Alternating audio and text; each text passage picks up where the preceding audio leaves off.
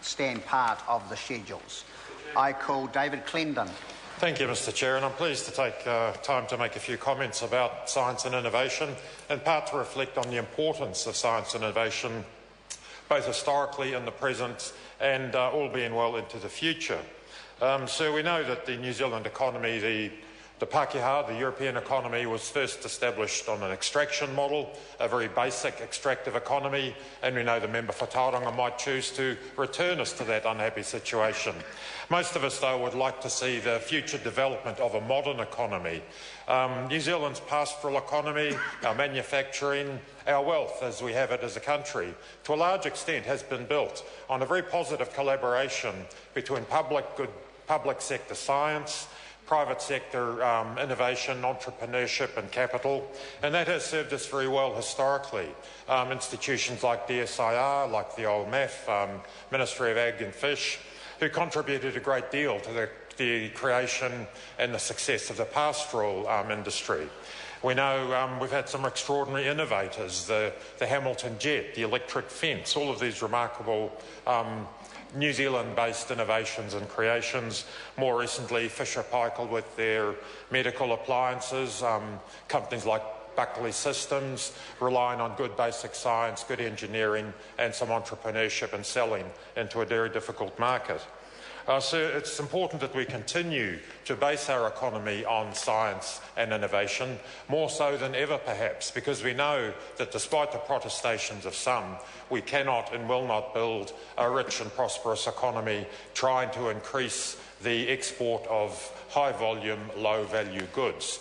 Inevitably, we will hit very solid environmental constraints, physical constraints. We will not become a rich country selling more and more milk powder or more and more pine logs. We do need to move to a knowledge-based economy, a much smarter economy that relies on niche manufacturing, on provision of services, on weightless exports. We want this way to create sustainable long-term employment, not simply short-term jobs endeavouring at great risk to life and limb to rip logs out of the conservation estate or to cut down more pine trees. So this is not the way forward for a modern, prosperous economy.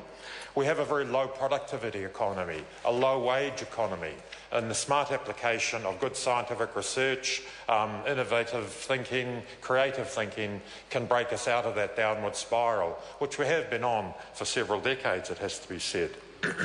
So I'm sure that very few people in the House, for the most part, would disagree with my comments that we need to move towards a much more sophisticated, high-value economy based on knowledge, based on science, based on innovation. Unfortunately, what we've seen of late is that we're moving away, in fact, that we're doing very little to support the development or the future of such an economy. In all sorts of ways, large and small, we are not enhancing the likelihood or the probability that we will enjoy a good economy, a cleaner economy, a smarter economy based on science and innovation. One only has to look at some of the primary providers of science in New Zealand, the CRIs, which it must be said are in something of a muddle. The model has never been particularly robust.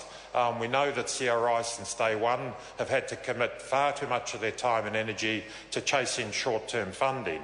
You cannot do long-term strategic science if your funding is only for 1 year or at best 3 years.